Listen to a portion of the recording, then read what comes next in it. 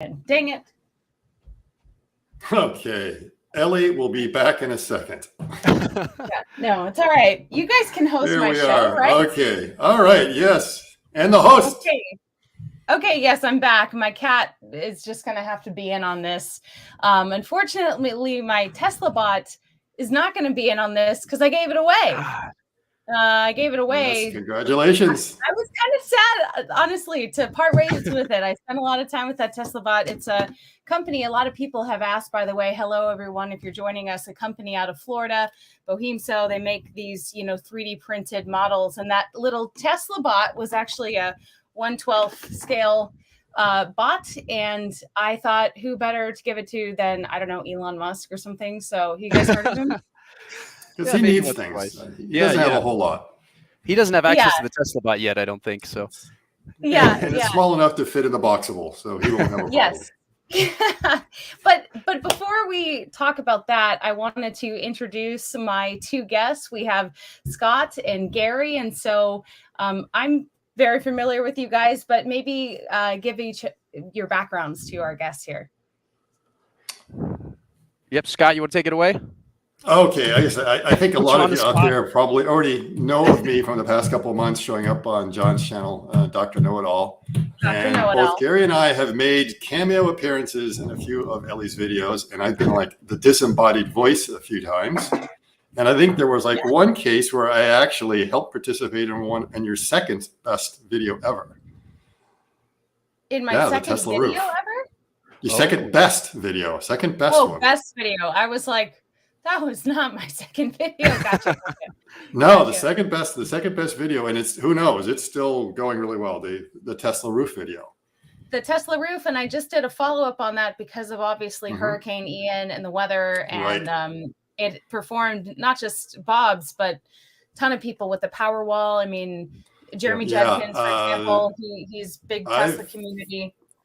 A couple of things to say about that. I am impressed that it survived full immersion, because when they installed my power walls, they said up to 3/4 up to the Tesla logo is all the water can go. God, that's crazy. Wow. And then, so that's amazing, because there's fans, there's a switch and everything that salt water. I'm impressed that it did that. Right. I didn't have any water here. I had some high winds, but not much. But I had 4 days without power.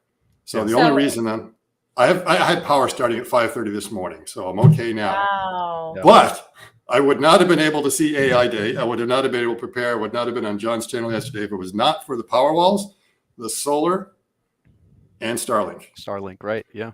Yes. And obviously people will know you're in Florida, and you also have, you're a roboticist, right? We have two roboticists here, so maybe tell people kind of your experience. Because you guys are the AI experts. Yeah, my background was sort of accidental. I started out as an aerospace engineer, rocket scientist, and I just kind of diverted in there after my doctoral thesis and started a company called Robotics in 1985 to simulate robots. So we do robotic simulation, and we try to figure out how to program robots. So programming robots has always been the problem. It's always been a software problem.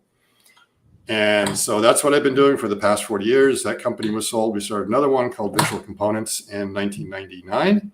It's a company based out of Finland, and that's sort of the software I've been playing around with, is showing people all that. So my background is a little bit aerospace engineering, and then a lot of how robots work, understanding them so we can simulate them in the virtual world to make them work in the physical world. So I know the problems between simulation in the real and how both can complement each other and where they kind of can go wrong.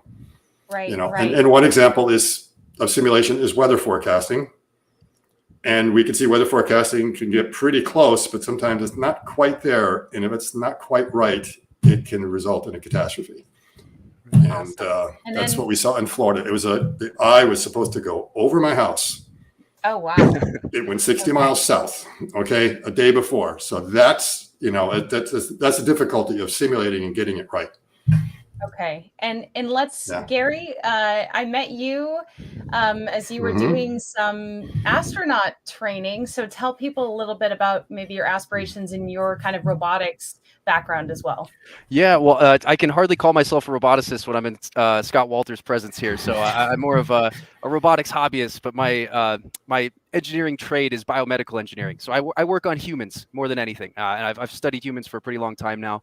And just with the engineering background, I'm more interested in the interplay between humans and technology, and then also the biomimicry aspect of how do you get something like a humanoid robot to really mimic a human being, but not just for the sake of mimicking a human being, more to really use the beautiful wonders that nature's kind of given humans as far as an efficiency model, and finding parallels between that and the humanoid robots, because we can learn a lot just from mimicking nature and mimicking organic materials. And it's interesting, even listening to Scott talk, we did a little prep before this. Scott has a wonderful understanding of physiology through the lens of robotics, because the fundamental principles are so similar. But as far as my background, I'm a biomedical engineer, primarily studying human movement and gait, working in a clinical environment, studying things like prosthetics and athlete recovery, injury recovery, and things like that. And I also own a company called Train Station LLC, where we use network models to model human physiology in the most complete manner that we can. Right. So this is why I brought these two guys on, because they're definitely the experts. I want to know, obviously you guys watched the AI Day presentation. How much, how much were you able to follow along? Because for someone like me, when they got to the dojo stuff, especially, I was just like, let's see. Do you want me to say what my analogy was, Gary? Oh yeah, no, you had a great comparison. It was like one long burlesque where they kept kind of teasing things, but they knew exactly where the line was when they couldn't show anymore. It's like, come on. So you really had to have an active imagination to understand what was next. And for the Teslabot and the controls part, all that I followed quite well. I knew exactly what was following on after that. When they started to get into more of the FSD and the AI stuff, I mean, that's John's bailiwick. He's going to be going and break that down. I was able to follow along a lot of it, but some of it really went fast. There was one point, and I think it was kidding, and might be true, I don't know, is that it might be like a recruiting trick, that they may have had someone up there that was just doing such a buzzword salad that I was wondering if like the interview's like, so what'd you think of this one? And if they go, oh yeah, it was absolutely great. And it's like, no, we just made all that up just to see if you really knew what you were talking about. So it's possible. That's how out of my element I really felt. It's like, wow, at that point it was taking off.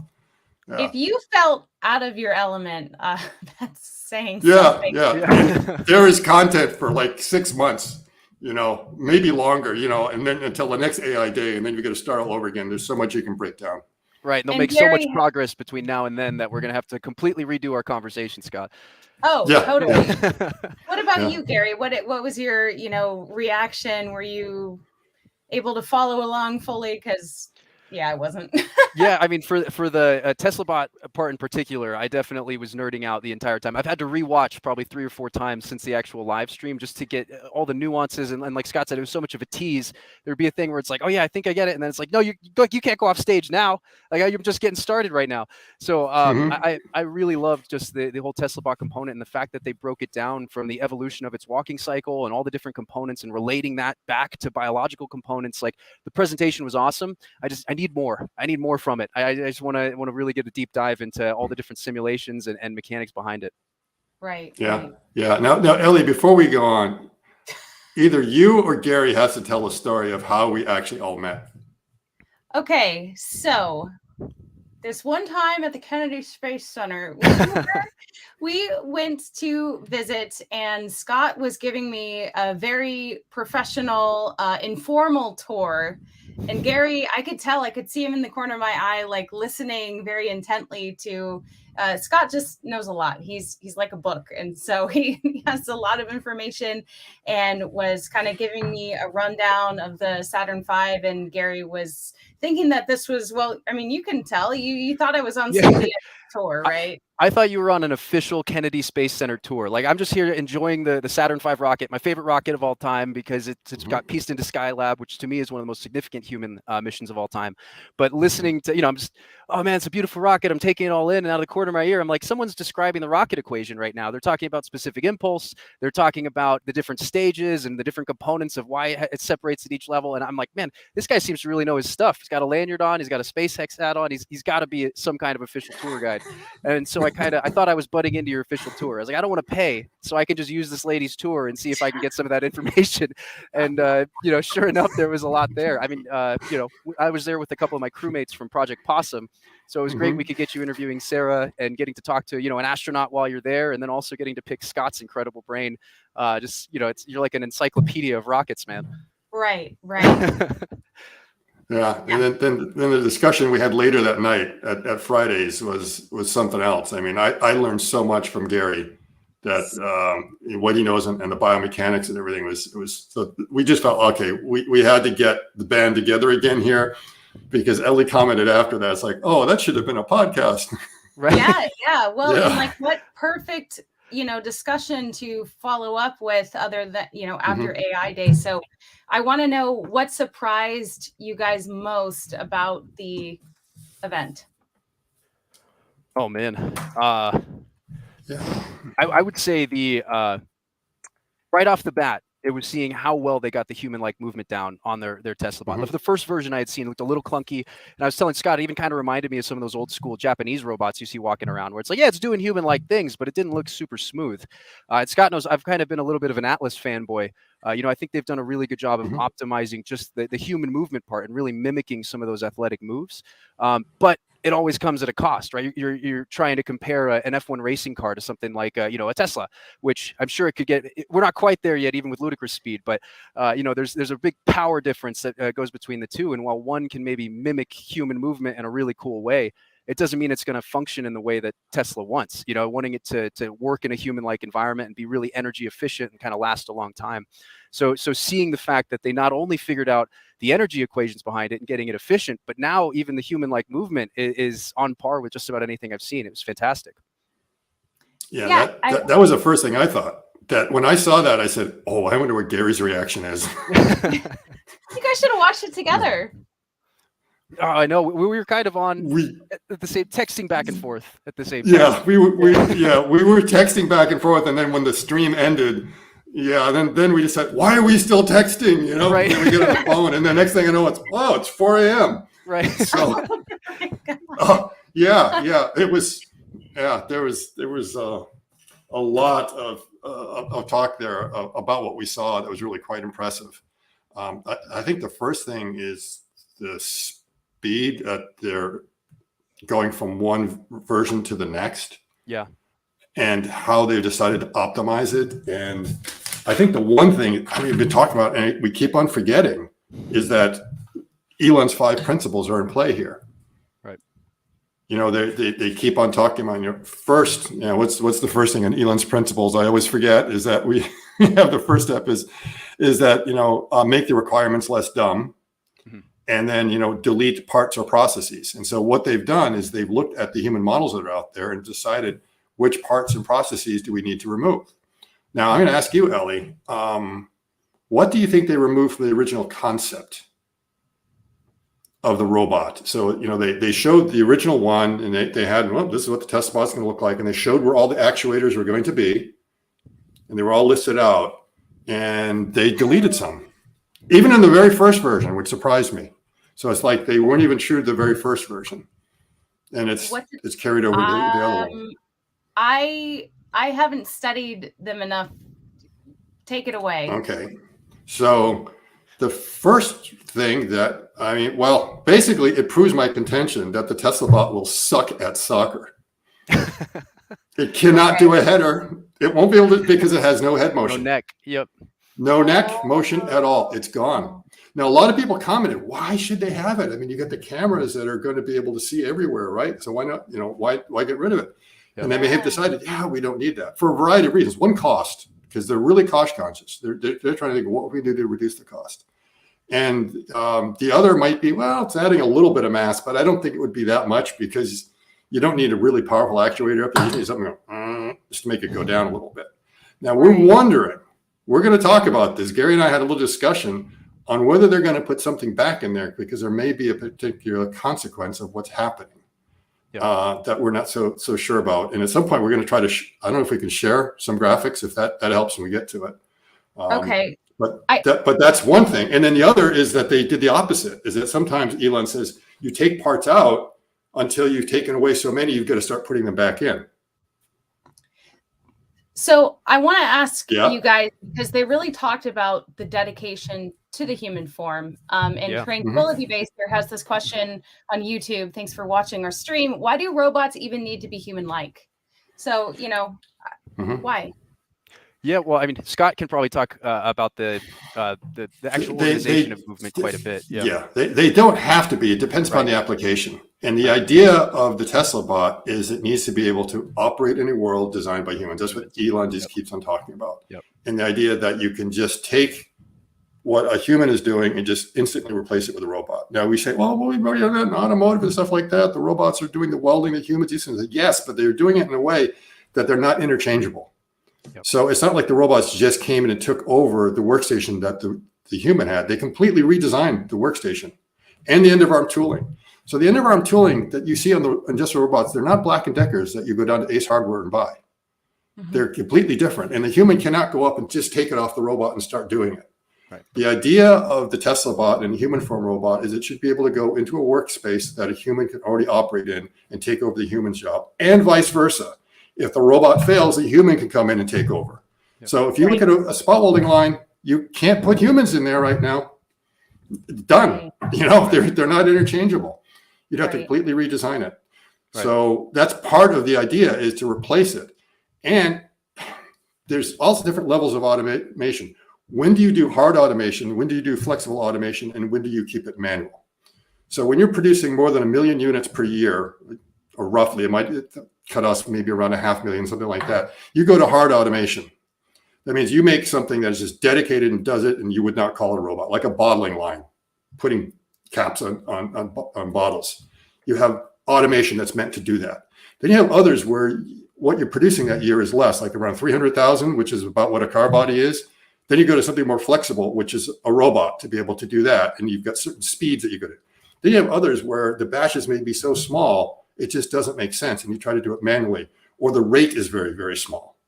So what they're showing with the Teslabot, its operation in the factories, like it was picking something up and bringing it over there. It seems very mundane. It's like, oh, well, we could automate it all kinds of ways. We could put like a normal industrial robot in there. Industrial robot's much faster than you need. You're only feeding these parts, you know, couple a minute or something like that. It's not like we're trying to do it super fast. Like when you see these robots are putting chips on an IC board, I mean, those are fast. I mean, they are superhuman, and that's what you want a robot for.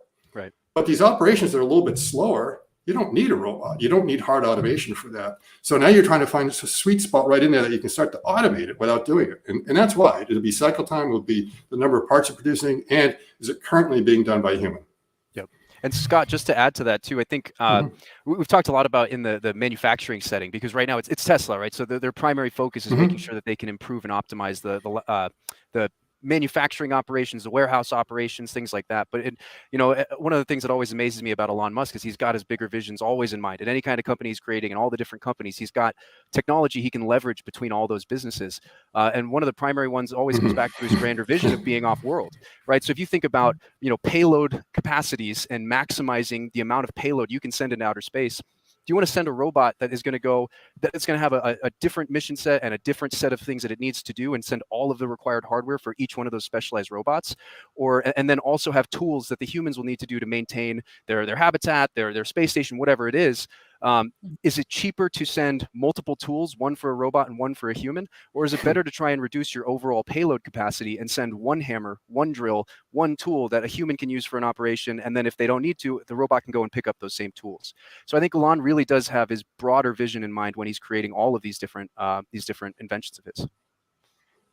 Okay, so what do you guys think about that price of being maybe less than 20K? That just sounds way too low to me. You know, for sale price, yeah. But for the actual componentry, easily under 20. Yeah. I mean, everyone's saying, oh, you know, the prototypes you see up there, they cost $1 million, something like that. The cost is the engineering hours. It's not the componentry. Right, I mean, they probably. I mean, how much do you think the material cost would be for that, Gary? I mean, already maybe they spent $20,000 in actual hardware. But it was just, you know, all the hours in engineering to put that together. Yeah, that's something else, because they said everything right now is off the shelf. They bought it for whatever they had, just to kind of learn to put it together. Right. So we're not talking really $1 million. It cost $1 million to replace it, I guess, because of all the time and effort. But yeah, once you start mass producing it, I think the prices will be down. The question is that what it should really be sold for? Because software has a really high value. And everyone says, yeah, but the production cost is like this. I mean, why is it way up there? It's because its utility is so high, you can get away with margins like that. And so, yeah, the Teslabot could be easily would you even sell it? I would just rent it out for $120,000 a year, because that is the utility that it would definitely have. And from a business perspective, I'm sure Elon's modeled some of the finances too, but I guarantee they're making, tenfold that back as far as optimizing the manufacturing floor as well. Like the use in his own businesses, much less being able to license other companies. It's going to save them so much money just in personnel costs. Like I think Scott and I talked, $20K is basically your insurance benefits for one of the employees and, the training time, much less the salary. So, as far as a revenue profit generator, it's huge. They don't. Yeah. If it does it, they don't need to sell the robot to make money. Right. Because it's a penny saved is a penny earned. Simple as that. Yep. We have another question. This one comes from Brett. He says, how do you imagine the process of training programming Optimus? Does a human physically demonstrate a task? And Scott, you kind of were talking about maybe this sensei idea. I wanted to ask a question, by the way, you guys, during AI Day, but they were only calling on students or engineers. So my yellow wristband. Oh, come on. You just mess up your hair a little bit and go up, and you're going to go, I'm a student. Yeah. Look, come on, Ellie. I couldn't have pulled it off. Yeah, but you my wristband. Hey, I met Elon. Really? That's right. That's right. Yeah. But anyway, probably turned out better. No, that is a really, really good question. Okay. And we're trying to figure out how that is. And Gary can probably go to this because he does motion capture and where that's going to be. Now, just to set the stage, the way it's currently done with a robot is that you have a robot programmer who sits out next to a robot, and he's holding this thing in his hand, which now is a pad, but in the old days, it's called a teach pendant. And in there, and it has a joystick that allows you to move individual joints of your robot or move it in space, and little buttons in here and there. And you get the robot over to some place and you say, oh yeah, I kind of like where that is. And you do a save on that, save that position. Then you change some motion parameters of its speed and how it's supposed to go, and you drag it off somewhere else and you teach a point there. And it's really tedious and it takes a long time. And that's robot programming and using something called a teach pendant. And the programmer is called a robot programmer. That's going to go away. I have a feeling it's going to be just the way you would show someone's like, oh, here's how you make an omelet. And, you bring your friend in and you say, oh, okay, you go over and you grab an egg and you break a couple eggs in there and you go like with this and the whisk and you add a little bit of that. And they study it and that's it. And that is going to be how it's done. Now, the question is, are we going to be wired up? Are we going to be having sensors like this on our body that's going to be tracking where we're going? As they showed in the AI Day, they had someone out there with that to do the motion capture. Right. Or is the Teslabot just going to look at the human and begin to realize, oh, I recognize that gesture. Oh, it's one of these. And then there's something new and it doesn't quite know what that is. And you say, this is a whisking behavior. Right. And I go, oh, whisking. Oh, okay. So, and then it kind of learns it.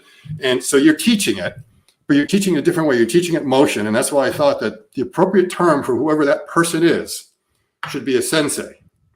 Because the sensei is, of course, is a judo instructor, and they teach motion basically. And in Japanese, I guess it really means a master of anything.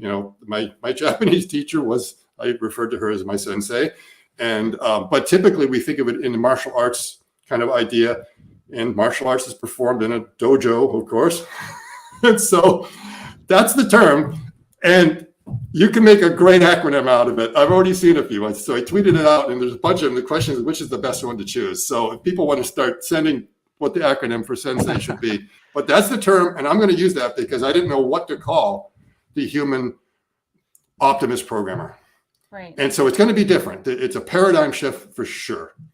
And Gary, take it away because you are doing something like that already. Well, I was going to say, Sensei, by the way, is the perfect name for that. I love that you went that route with it. But I think, yeah, like you had said, that right now they're creating, and they had mentioned this in the live stream, but they're creating a bank of generalized tasks, right? Just like, okay, this is a box, I need to pick this box up. The bigger question comes, especially when you're emulating something like a human, is what happens if the box is over there? What happens if the box is higher up? What happens if the box is inside something? The environment will be changing constantly, especially when you're working with humans, which is what it's intended to do. So while they'll get it started with something like a motion capture and using inverse kinematics from something like their controllers and the different motion capture sensors at the elbow and the chest, I think eventually they'll get something that's closer to actually how humans learn, which is one of the things I find so freaking fascinating about it is, humans, we don't have to, do one thing and just look at it and kind of only understand how to do that one thing. We're picking up so much information at all times, and we're overlaying that with our own kind of inherent ability to adapt that strategy in ever-changing environments. So I think for them, it goes back to the control system, and it goes back to having really, really killer software and being able to adapt to different situations. So they have a generalized movement they can give it. And then after that, they're allowing basically an optimization problem. It's saying, okay, I've done this in this one way. Now I give it new parameters, and I kind of let the robot figure out how to adjust itself given that early idea or concept of the initial motion that's been given to them. So it's not just that they'll give them preset motions and have it just mimic somebody all the time based off motion capture. Eventually, the underlying software will have to be able to adapt to the ever-changing environment it's going to experience working with humans. Awesome. I want to quickly say thank you for the super chat to Jas Schooner. We really appreciate that here, and move on to the next topic. Let's talk a little bit about the battery and kind of, do we think that this is a good start? What they teased. Yes. And, they figured out what the consumption is going to be, and they're going after all those places where the consumption is high. So in part of the presentation, they looked at all the different movements you would have to do at every single joint. So if you're doing like a squatting or stooping or sitting or standing or lifting, whatever kind of action you are, they're looking at every single joint and seeing what the range of torques, and torque is just a rotational form of force, that would be required. And from that, they could back out what the power requirements were going to be for every single joint, and then sum them up and find out, okay, what's the average consumption rate? And we want this to be able to last for 8 hours. And that's where they came up with it. And then in typical Tesla fashion, they started looking at, well, how can we reduce the consumption here or there? And that's where it came to the knee, right? So do you want me to show the slide with the knee, Gary? Yeah. And you talk that one through? Let's see if I can do a share. Okay. And if I can do ahead. Everyone, we're new to StreamYard. Yeah, so. We're going to try this. So I'm going to do a share screen, and hopefully I'm sharing the right screen here. And when I say me, I mean me. Yeah. So, okay. So do you see the share? Yeah. Okay. Okay. So this one here, I'm going to flip through a couple others right now. We're going to come back to this, and Gary's going to have a lot of thoughts about this. I tweeted this out because I thought that for me, this was one of the most important images. Yep. John has another one, and I agree with him on his, and hopefully he agrees with mine. I'm saying Teslabot leans in. And there's a lot there. I mean, it definitely is leaning into the job, and it's definitely sort of the orientation it has. And we're going to talk about the head about that a little bit later. But if I can go through here, and then we want to get down to wherever the knee. There was the knee, and this. Do you want that one? Or do you want me to go back to the actual knee itself? Or at least we have the biomimicry going on here. Right. Yeah, I mean, so there's a couple things from more of like the humanoid robotics perspective. So one of the things they really got right with it is allowing for linear actuators on both sides of what we call like the thigh or the upper leg of the Teslabot itself.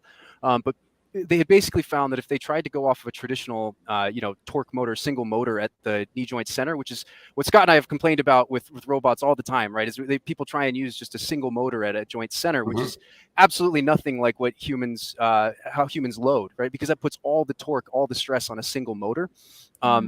And it becomes really, really inefficient as far as, leaking power. And so for them, I think finding that knee joint center and having two separate actuators and actually I think it's distributed across 4 actuators. Isn't that right, Scott? Well, yeah. So you get the 4 joints. So you get the single actuator here. Right. And then you have these different linkages in here that are able to sort of non-linearize the motion, which in the end, ironically, linearizes the torques or the force that you need at the actuator to be able to get the torque that you want.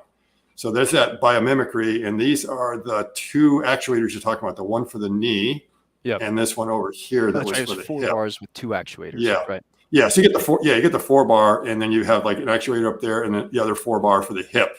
Yeah. And this was the main thing, is that by doing this, they were able to get the force on the actuator to stay pretty much constant. Yep. And what happened, and again, this is what they're seeing, that for all the potential activities that you could be doing, walking, standing, stooping, whatever, this is what they're sort of seeing would be the force requirements on the knee. And if you use a standard kind of lever mechanism, in some cases, the forces go very, very high.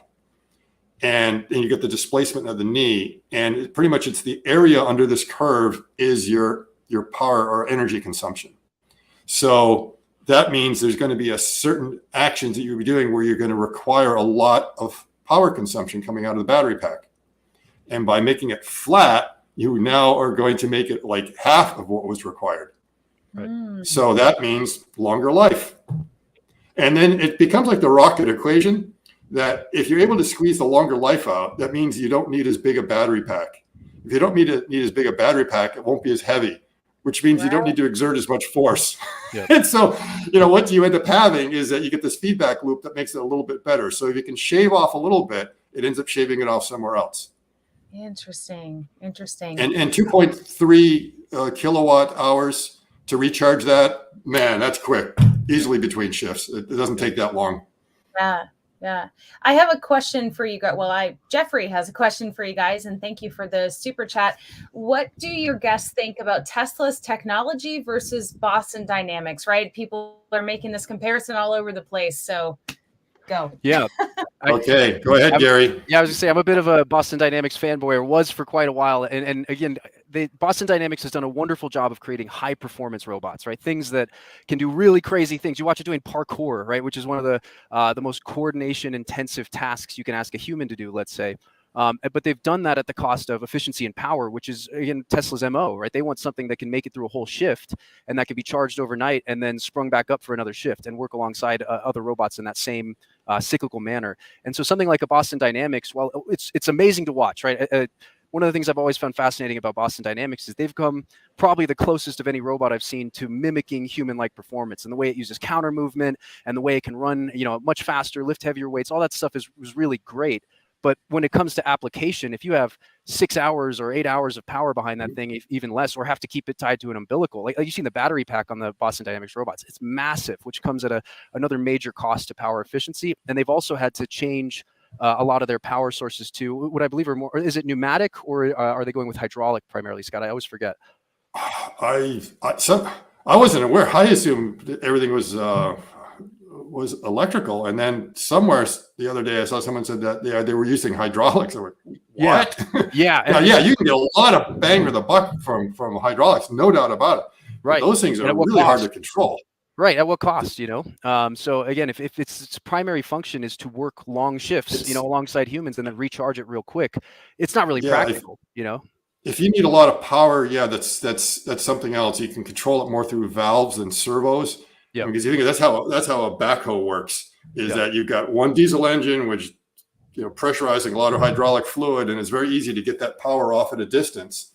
But the control systems for that is really hard. And a lot of times you have to intentionally make them leaky in order for them to work, because there's just too much in there. And I've got another story, a Joseph Engelberger story about leaky hydraulic robots that is entertaining, and I'll tell someday. Did you want to talk about the evolution of walking? Yeah, yes. I mean, I'd love to. Yeah. Yes. One more question. Let's do one more question, because I think people still want to hear a little bit more about the BostonDynamics comparison. Yes, exactly. Yeah. Gary Crum says Spot has been a good robotics product from BostonDynamics, good use of balance, but not humanoid. Right. So, I mean, humanoid, you could really just define as having an appearance or character resembling a human. It doesn't necessarily even have to function like a human. And we've had humanoid robots for a long time, and especially some of the more interesting, like AI conversationalist robots. You look at them, they kind of look like a human. Obviously, there's a lot off as far as facial expressions. They try and smile. It's like, it looks really off, but it's as close as we can get to a human look-alike. But I think when we talk about humanoid in particular, when it comes to robots, there's a huge difference between making a human robot to look like a human and have it just kind of look like one, versus having a robot that functions like a human. And Spot, I think, is an amazing robot. But going back to purpose, right? Because even humans, we all have a purpose to an extent. We're all doing something throughout the day, whether it's a job or a sport or an activity that we like. We have a purpose in what we do, and we're really adaptable, and we can do a lot of things in our human world. Spot is a really awesome robot, but it usually serves something different, right? They've used it for for surveillance and security, or kind of like a pack mule. It can put stuff on its back and carry it with you places. But you're not going to ask Spot to stand up on its hind legs bipedally and then pick up a drill and use that drill on something. Or, in a consumer home environment, you're not going to ask Spot to get up bipedally and get something off a shelf for somebody and then put it over there. It's got a really particular function. So form and function really play this important feedback loop together. And I think the purpose, again, going to Elon Musk's vision of this and Tesla's vision of this, is to have it work alongside humans in human environments, using human tools, and kind of operating not so much as a complete replacement, to work alongside, though, and do some of those more mundane tasks that humans are already doing. And if we want to get to the walking, because that's the thing that you think Atlas does really well. Yes. Yeah. I've got the evolution of walking video that Gary can break down, and I will stop it. We might almost go frame by frame, because he can tell you sort of what are all the advancements that are going on here. And let's go ahead. All right, good. You're allowed. Oh, I'm back to share. Wow, I didn't have to do anything. Technology is amazing. I just have to find where my mouse went. Okay, it's over there. Okay, so here we go. Whoops. Wait a minute. There we go. I want to actually start. There we go. Come on. I know. One of the things, even before we get to the robot. Come on, let's go. Let's go. Oh, I know what I'm doing. I'm forgetting. I'm in PowerPoint. I wasn't in YouTube. All right. All right. Get it. Pause, because Gary, you want to say something before we see that? Oh yeah, I was gonna say, even before we watch it move, one of the most impressive things on the screen to me is the timeline. It says first version April 2022, tow off September 22. I mean 2022. It's amazing how fast they made these upgrades. Absolutely. And it's both hardware and software. It wasn't like it was just the software tweak, but. So the first steps, I mean, if I were to look at this like a human, just for the sake of it, if we were, had somebody in our motion capture lab and they came in for a clinical evaluation, or some kind of athlete coming in for a performance evaluation, a couple things you can see are really different. First of which is the foot position. So as it picks up its foot, that foot remains pretty level. It kind of picks it up, puts it in front, and then picks up the other one, puts it in front. There's no involvement really of the ankle in gait. That if I were to look at a human doing that, I'd say, man, that guy's really using his front chain or his hip flexors and stuff to just lift his foot, throw it in front of him, and then kind of drag himself over to the next place in stance phase. And then does the same thing with the other side. And it's more like a pull as far as how they get it to locomote forward. Whereas humans, we tend to push off the ground. We tend to push downward and behind us. If you were to look at like the center of pressure on a force plate relative to the center of mass, you would see the center of pressure start to travel backwards as they step through their stance phase, which I'm sure there still is a bit in this, but a lot of that contribution comes from our glutes, our big old booties as we're humans, right? And then also is the ankle, being able to get our tibia to translate forward in that ankle, and then use our toes to kind of push off at the end of that stance phase. So that first walk, it looks kind of clunky. And to me, it looks like, if I were to say it was a human walking like that, it'd be them pulling themselves kind of, or just launching their foot in front and then pulling themselves forward. One of the interesting things about the toe off portion, or the latest update, is if you watch the foot, you can see the heel slightly rise off the ground as it finishes what we call stance phase. In gait, we have kind of two main components, stance and swing. See that again. Oh yeah. Yeah, go ahead. Ellie, can you drop the comment for a second? Because I think the feet are getting cut off in the feed. Yes. This is the important part. Okay. Oh yeah. There we go. Okay. Sorry, Okay. Let's try that again. All right. So now everyone should be able to see that. There we go. Yep. So if you see, the foot remains pretty level, right? It's a nice flat surface, throws it in front, and then kind of matches it with throwing the other foot in front, and it stays level the entire time, which means there's not really a contribution from the ankle. There's not much power generation at the ankle joint. And when we start to move forward all the way to toe off, we can pause right at the end of stance phase there. Scott, are you able to pause? Okay, right about there. We'll try again. See, a little bit forward, a little bit more, almost there. Right there. Right there. So you can see that heel come off the ground, right? Which means that it's using those actuators, those two actuators at the ankle. I believe they call it downward pitch of that ankle joint there. That's those actuators pushing down to contribute in push off. So I would guess if you were to watch that on something like a force plate, you would start to see the center of pressure start to travel backwards almost towards that swing leg as it's going through the stance phase on that leg. And that helps with a lot of things. I mean, but it really, what it does, and as far as the actuators goes, I would imagine it takes a good bit of stress off of both the knee and the hip actuators, and contributes a little bit more from those two awesome ankle actuators that they've put in there. So that to me really stuck out. Just watching humans walk all day pretty much for work, that to me really stood out. Yeah, now you've mentioned in the past, Gary, about looking at athletes and how they get knee injuries because they're not taught how to run properly. They're not using their hips right. And from this, you're noticing that maybe it's taking a little bit of stress off the knees. Yeah, so there's a couple things with athletes. We've talked a little bit, Scott, in the past about like non-contact, primarily ACL tears. And if you watch a ton of slow motion videos of people tearing their ACLs, a lot of times what you'll see is that knee extended pretty much all the way as they make contact with the ground. There's no shock absorption from that lower leg, really. It's just all straight knee as they make the cut. And then also they've got kind of flat feet as they push through the ground. And I think what happens with that fully extended lever arm and trying to do that at high speed, you put a lot of torque on those structures at the knee, which is why a lot of times you can see that non-contact ACL occur. So something that's really interesting about this is they've incorporated use of, we've talked about contralateral reciprocation, basically seeing that hip move side to side with the steps, as well as obliquity downward as they push through, and getting real good contributions from gluteus maximus in a human, or in this case, it's our central hip motors, which Scott and I both commented on. It's like a human. It's got a big old donk. It's got two huge motors on each hip, right? That's kind of like its butt, and that's where all the power is really being generated from, and a lot of stability and balance is being generated from. Yeah. And so I think that's one of the really cool upgrades as far as making it move more human-like. But even if the intention wasn't to make it move more like a human for the sake of it moving like a human, I think they actually most likely discovered that it's more energy efficient to involve the hip in that way and to generate most of the power from the hip. Yeah. Sorry, that's a funny comment. Yeah.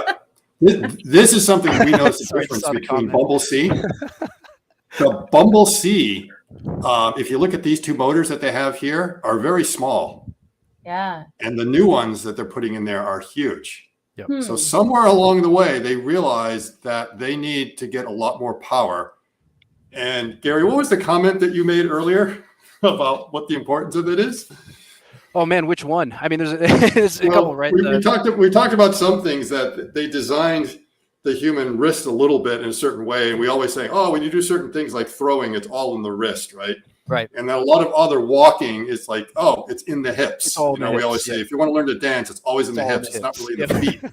And that the toes may be overrated when it comes to balance. We keep on thinking the feet are important for the balance. Right. It turns out to be more like the hips. And actually a little bit more than the hips, it's more the what. And as a trainer, what does everyone like to train? Wait, are you talking about just like training the butt, or what are you talking about? I guess as far as in general, what do the trainers always tell someone? That's right. They kind of talk about core, right? Embrace your core, embrace your core anytime you're doing something. Where's the core? Which core bracing is also overrated for those of you that are looking to get into more of your physical fitness stuff. Core bracing is also overrated, but keeping a strong core, having a strong core really helps with that high velocity stability, as Scott had pointed out. It's not always so much peak power production. Part of it is also the acceleration or the velocity at which it needs to produce that power, which is balance, right? If it loses balance, it's not so much being able to generate a lot of peak force over a slow amount of time to maintain balance. It's how do I achieve that equilibrium in a high velocity manner to maintain the balance. And I think that's where the value in those large motors at the hips are. Yes, the thing to notice. Okay, go ahead, Ellie. Yeah. This is we're changing topics a little bit when you're ready, but this is an interesting contrast and argument that a lot of people make, right? We want to make this robot walk like a human, but so a lot of people think they should not look human, and notice how there's like no facial features. What do you guys think about that? Like how this bot will not have expressions, at least we don't think it will. And why is that important? I guess it doesn't. Yeah. Go ahead, Gary. Yeah. I was going to say some of this is subjective, right? I think some of it, I've heard some people talk about, it's friendlier or easier to accept and easier to kind of work with if it does have something like a human-like form. It feels just a little more familiar. But at the same rate, I think there's something about the human faces, going back to the really smiley, like Japanese robots, where it tries to make a facial expression, but the facial muscles themselves are so complex. There's so many muscles moving in so many directions that you can't really replicate with an actuator as we know it. Although Scott and I have thrown around some ideas for new types of actuators and mechanical devices. But to get something like a human face and mimic facial expressions, a lot of times it comes across more creepy than it does, relatable. So it's Polar Express. Right. It's something's off. You can't really tell what it is. So something's off. You're better off not having it. Right. Yeah. So the general human figure is something I think most people can kind of get comfortable with, but the facial expressions start to get a little odd psychologically. Yeah. Yeah.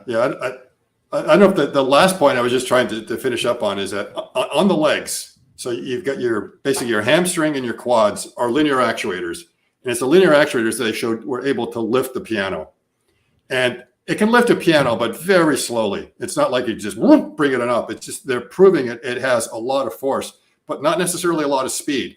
And the same with the calf muscles they have down the feet. So they have those. They can deliver a lot of force and hold a lot of force, but they can't deliver it really quickly. If you look up at the hips, the motors they have up there, they're rotational motors. And those things, they can deliver a lot of acceleration really quickly if they have to, but maybe not a whole lot of torque. So they may not be able to, have the same kind of force capabilities that you have in the others. And that's because that's where the balance is. And when you start to fall over, you've got to react quickly. So the whole idea of that core is rapid reaction. Whereas the legs, it's all about the strength of the power. I'm going up these stairs and I'm carrying something heavy. I've got to be able to deliver a lot of force, a lot of energy to be able to do that. I don't have to do it quickly. I just have to be able to lift up and get the strength. So you get kind of like the fast twitch muscles and the slow twitch muscles is probably the best way to look at it. This comment, Seeker Stan says it's going to be a long time till robots can pass the Turing tests. What do you guys? I agree. Yeah. I agree. I'm waiting for the robot to pass the driver's ed Turing test. So yeah, I agree, but it doesn't mean you don't try these things, because you can't get to the end. What was it? A journey of 1,000 leagues or whatever starts with the first step or something like that. If you want to get really philosophical, if you don't take the first step, you're not going to get to the goal. Yes. And the first step means we come up with these things that do not perform everything, but that's the whole point. We're not trying to. We're trying to do something very limited. And Elon has said all along, and people just listen to what he says. Yes, AI Day was a public relations disaster. It's not going to help the stock or do anything like that. He didn't say it was going to. He said it's a recruiting event. Right. That's it. There is no roadster ride. We're not going to talk about that we're releasing hardware for or anything like that. We just want to get the engineering talent. We want to show people what's going on a little bit, and that's it. And he also was downplaying. I mean, everyone in the community is, it's going to be folding your laundry tomorrow. I've been saying it won't be folding your laundry tomorrow because you don't have the dexterity in the hands. The closest it will come is you'll be able to pull the clothes out of the dryer and dump it on your bed. That's it. Right. And maybe sort the socks, here or there. But the folding, forget about it. You don't need it because they are going to be making money in the factory. Right. Now, if they were just a robotic startup that was building this robot and they're just burning through cash, they're going to go bankrupt in no time because their business model is they have to have a robot that they can start selling to the public. And if they can't start selling it, they lose money. Yep. Tesla already has the use case. Right. It's right there. It's in the factory. They're going to put it in the factory and it's going to save them money. They don't have to sell the robot to save money. Yep. Or to earn money because it's the opposite. Again, penny saved, penny earned. That's all they're looking about. And they've got a controlled environment that they can learn in. Right. Very controlled. And there's so many operations, so much low-hanging fruit out there that this robot can do. And that's what excited me is when they showed it picking up the bar and bringing it over and putting it there, I was like, that's it. They got it. That's exactly what I was looking for. And that's what I didn't care about anything else. I didn't care that, it came slowly out, and turned around and walked, whether it was scripted or not. Didn't matter. I just saw it in the factory picking that thing up, doing exactly the way it's supposed to. And it is going to evolve so fast, people will not believe it. Speaking of the timeline, they're saying 3 to 5 years. Do you guys? At this rate, looking at the April to September changes already, that's absolutely mind blowing. And I think Scott and I could probably both agree that they've made the changes they made between April and September hardware wise are phenomenal and probably good enough to get working on the real important part of this, which is the control systems, right? Like the Dojo computer being on there to handle this neural network of controlling all the joints as a single system is really the important part, and being able to do complex tasks as a single system and distribute load as a single system. Like the hardware is pretty much there. Maybe they'll make some optimization to it, but the software, they have all the time in the world to get some learning done on. Mm-hmm. Also, I saw the comment that most people don't even pass the Turing test. And I had to laugh at that. Yeah, sometimes be included. James Paul says future Tesla factories may have part or all of the assembly processes optimized for robot labor. Oh, Scott, you want to take That's the this one? mistake. You know, Yep. you don't. Yeah, there we go. I mean, we're already doing that in some sections. Okay. And everyone thinks they're going to redesign it. No, we're not going to. Elon has been saying all along, we are not going to redesign the city streets for full self-driving. Full self-driving has to adapt itself to the environment we're currently in. Right. It's something inhabited by humans. Right. You know, there might be minor tweaks. You might have like, oh, we're now going to have a special closet that the Teslabot goes and sleeps in at night or recharges in. Some little thing like that. That happens in home design. Like I've already been saying, you're going to have the Zoom closet before you know it. Because everyone that has to have the remote meetings, there's never a place, and you don't want to do it in the bathroom, and you can't do it in the living room because the kids are doing the homework. So now you're going to have like this booth, like the TARDIS, that comes in that you can just kind of go in and close the door and do your meeting, you know. And now people are going to probably say, "Hey, that would be a nice room to go ahead and put in our house." Fine, you might do the same thing for the Teslabot. That this is where we want to store it because the vacuum cleaner is already in the other closet, So that's good. Those are going to be the minor changes that they are. If you start redesigning the factory for it, then it's a failure, as far as I'm concerned. If you've got to start doing this, if you're going to start redesigning the end of arm tooling, it's a failure. And if you're going to start designing the robot to do things that are very unhuman, like to have the wrist that spins at 100 miles an hour and to put something in there, no, you're not making it into a drill. If you need a drill, you pick up the tool that makes it a drill, and that's it. Wow. And that's going to be the approach. Listen a lot closer to what Elon says. I was gonna say, he is very direct and very matter of fact, and what he says is what he's doing. His timelines might be a little bit off here and there because he has more exuberance than me, but just listen to his words more close and don't parse them. Listen, okay? Stop reading between the lines. Just listen to the guy. Yeah, I think like Scott said, it would go against all of the design principles from the start. If it comes down to a robot has to have a purpose of some kind, right? I think any alteration of the facilities themselves go completely against the design criteria and purpose that he's really setting out for. Yeah, right. You see why Gary and I like each other? We agree a lot.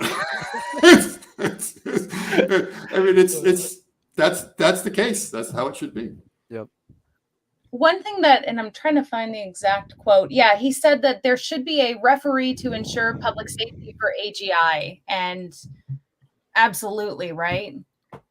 I agree. Yeah, There's already a lot of fear that if this is in the wrong hands, they can get the robot to do something a little bit different than intended. So this whole idea of there being like this robot app store or something like that, people are able to download it. It's going to have to be filtered. It's going to have to be very much like the Apple Store and Google Play, where only apps that have been verified are allowed to go in. Well, nothing non-verified. How credible is, I feel like, the mainstream public fear and what you see in movies like iRobot and Ex Machina about the robots turning against us or suddenly sentient right away? We're ways off from that, I think. But I think we're quite a ways off. I mean, the biggest concern is that someone is able to turn this into a weapon, but they turn everything into a weapon, no matter what you want to do. It doesn't have to be a robot like this. You can automate all kinds of things if you want to attach something lethal on it and send it into wherever you want. So I'm not saying that we should discount it. It's just that unfortunately it's human nature. Yeah, and when it comes to AGI, I think I'd be almost more worried about a faceless AGI than something like a humanoid robot walking around and punching you in the face or something like that. I'd be much more worried about an AGI that has access to networks and can kind of do whatever it was from a network perspective. That can be far more damaging than something like a Terminator robot gone wild. Yeah, and this thing is not going to be that fast. It'll probably be easy enough to knock over and overpower. Right. It's Atlas is the one I'm more afraid of. Yeah, Atlas is the scary one. I think I saw one comment earlier about which one would be better for a DARPA project. Is it something like an Atlas or something like a Teslabot? And I think Teslabot from the ground up is designed to kind of not be some kind of DARPA weapon or be something that is easily overpowering humans, and they've done that on purpose and with the intentional design processes. Atlas is the one I would be more concerned about, but you have a limited runtime on it, so as long as you can stay away from it for that battery life, then you're all right for now. Yeah. What is it, about an hour or just a couple hours? That's about it? It's a couple of hours now. And most of the time when you see the tests, it's got either an umbilical or it's freshly charged right from the lab. There's not as much long-term testing and outside of the laboratory as far as I've seen. Let's see. Someone had a question here for Scott. Sorry, my cat is being I don't know. Donald says, Scott, how many hertz do you think the robot needs to operate at to not fall? Oh, to not fall. They had mentioned something like around 10 hertz. I think you'd want to be a little bit faster than that. I'm having a feeling that if you're able to get 100 hertz, that's probably more than enough feedback. More than likely, it is somewhere around like the 30, 40 hertz level, but you just want to have a little bit more. That should be more than enough of a sampling rate to be able to tell what's going on. And basically, what he's saying is that you're going to take a sample every now and then of where you are and to see if it's within your control parameters, how far you're off, and make a mid-course correction to get you back to where you need to be. And if you sample really long, like, I'm standing here and I'm starting to fall over, but I'm not really checking that I'm falling over. And now I discover I'm falling over. It's a bit late. Yeah. So now my control system goes, whoa, you got to get them back on over. So if you're not sampling fast enough, you're just going to fall over. And so you want to make sure you have enough to be able to correct from where you want to be at that particular time. And old robots, boy, back in the 60s, they were like 10 hertz. And yeah, their motion planning was way off. If you take like a 1 meter stick and you do a 10 hertz sample, that means you're sampling 1 meter a second. That 1 hertz is going to give you 10 centimeters, okay? So that means you're sampling between here and there. And what happens with the robot when it tries to do a linear move, it does what's called a joint space move, and you end up actually seeing the move being kind of like an arc like this as it tries to get every single sample point. And if you bring the hertz down there, you end up having these tiny little arcs. It gets so small and so close together, it gives you the illusion the robot actually did a straight line. The reality is it doesn't. You look really closely, it's like a little bit of flutter along there. And so when you started going faster, they started being more and more bumpy. And when you did applications like water jet cutting, you'd notice that. You try to do this straight line, and you see all these ripples, and you're like, wow, what's that coming from? And everyone was like figuring out there's something wrong with the water jet and this and that. Oh, your tool center point screwed up, and then no, the sample rate was just too slow. And then, later generation robots came, and they get it up to about 40 feet. And I think most industrial robot cabinets now are 100 hertz. So they should be able to do that, and that would be fine. What do you think about this question from Jambay? Will the bot have multiple personalities so it responds to different people? Say my friend will ask it to do something that I wouldn't. Oh, that's an interesting one. It depends on. Can interact with your bot, or can only you interact with your bot? That's an interesting. Well, only I can use it full self-driving in my car, so it's just a question. It also goes back to, what personalities are in the first place. There's some people that argue, even when it comes to human consciousness, like the 10,000 brains theory, that even in our own consciousness, we have multiple personalities within ourselves that are pretty much always trying to come to a consensus, right? If our brain operates on a consensus algorithm, maybe we have a bunch of internal personalities that are trying to find its consensus at any time. And, I would assume if we are trying to make it interact with multiple people, maybe there's one, controller for now, or someone who's maybe in charge of it. But eventually, if it is going to interact through something like a natural language processing algorithm or something, and have voice lines to humans, I would guess it would almost act somewhat like we do, where we change our speech or communicate in a different way depending on who we're talking to. That would be really the only way you could make NLP effective across multiple people anyways. Mm-hmm. Sethia has been posing some interesting questions. Would it be possible to integrate photovoltaics in Teslabot, basically to either perpetuate or prolong power life? Is there enough surface area? I don't know. Only the feet are kind of pointed in the right direction. At least I know that because that's where I sunburn first. So that's why I always have to apply it, is on my feet, and up here too. That's why I wear a hat. I just don't know if there's enough surface area to be able to recharge it over the day. Yeah. Especially that has access to the light, right? Yeah. And obviously in a factory environment, it doesn't make sense. But if it's outside, doing a roofing job, I suppose there might be some. But I'm just not sure there'd be enough. I'd have to run that calculation to figure out. See. Right. Yeah. Maybe not right now, but I'm sure. Yeah, I'll do it a little bit. While we're talking about other things, I'm gonna run through here and sort of figure out what's going on.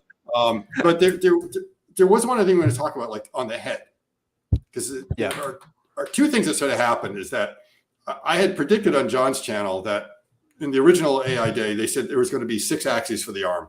And you could do a count of where the actuators was. It's like, oh, wait a minute, there's 3 up here already, and then 1 at the elbow, you have 4. That only leaves 2 for the wrist. And I was predicting they're not going to have a yaw on the wrist. Right. And then when the AI day 2 wrist came out and it showed clearly when I looked at the mechanism, it's like, oh yeah, they have the yawing in there. I was just kind of crestfallen. Oh, it's completely wrong. But here's how the mechanism is going to work. And then you look at Bumblebee or Bumblebee. Bumblebee doesn't have the yaw. It was the original 6 axis. Yep. So when they started doing those operations out there, they suddenly realized, whoa, wait a minute. The yaw is more important than we thought. And Gary, why is the yaw more important? Tools. I think it goes back to, if we're going to work in a human environment, we need human tools. And if you look at how our wrist evolved, like anything in biology, and if we're going to go off biomimicry, then anything has to come from an evolutionary perspective, right? If we're going off Napier's model, or he proposed a couple different, evolutions of wrist function. One of them is I might need different things if I need to grasp something that's spherical and I need to throw something, right? That's one method of why we might have adapted our hands in a certain way. But the other thing at the wrist, when it comes to yacht, it really comes down to tools and power production through tools. Like I think early on, they're talking about hominid species. It's more about clubbing, right? So let me see, do I have something cylindrical? Something really necessary to humans. Burrito is cylindrical, right? You imagine this being something like a hammer or some kind of large club. In order for me to use this club, I need that last end range of yaw to generate that power so that I can use these complex tools. It's harder for me to grab a cylinder like this if I can only keep my elbow in this specific relation to the cylinder. I need to be able to yaw that wrist so I can use this tool and club it or swing it like we would with human tools. Yeah, but not much. You just can't enough. yaw very much, but just a little bit. And remember the old saying, it's in the wrist. Yep. You know, they always said it's in the wrist. And it was like that little bit right there. That's where you get your aim from, everything. You know, if you're going to be probably shooting a basketball or anything, the javelin toss, anything like that, you need to be able to have a little bit of the yaw. So they realized, oh, we took that part out. Looks like we have to put it back in. Now, the question is our prediction on whether they are going to put back in the parts that took away from the head. Because they have the videos where they're showing they're going to grab the vase or pick up the part that's there. And it's really interesting that the piece that they're looking at was always centered in the field of view. And we don't know what's going on with the cameras. Are the cameras, because we don't see anything. We don't know if there's eyes where they can go up. It says, well, there's something in there. But we assume that they are the cameras that are fixed. So the field of view is very fixed. But they can't move their head down to look at the work. Yep. So what are they doing to look at the work? Hinging at the hips. They're leaning forward. Yep.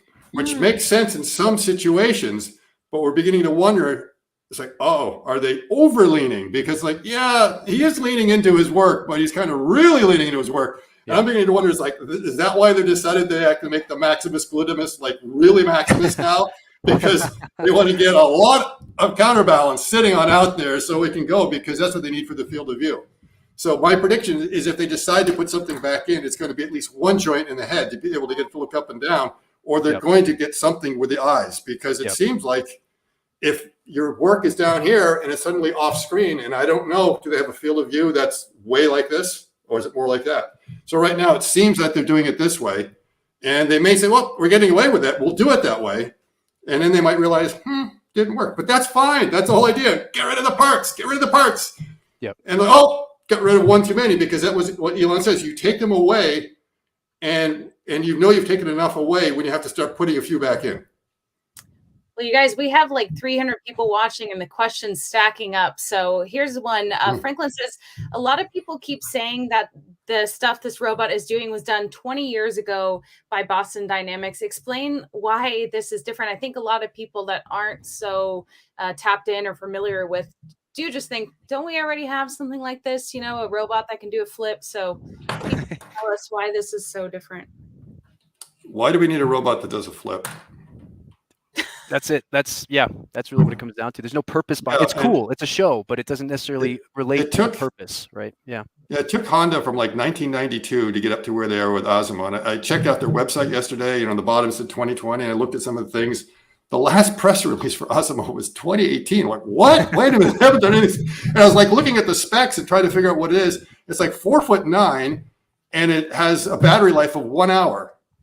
And they've got a lot of realism. And actually, I think they over-engineered some of it. Like, I think they have a hand. I'll have to look closely. I think they might actually have all the joints in the hand. The Teslabot took away one of the joints. They're less. The fingers are all the same length in the Teslabot. Look at it closely. Even the pinky is the same length.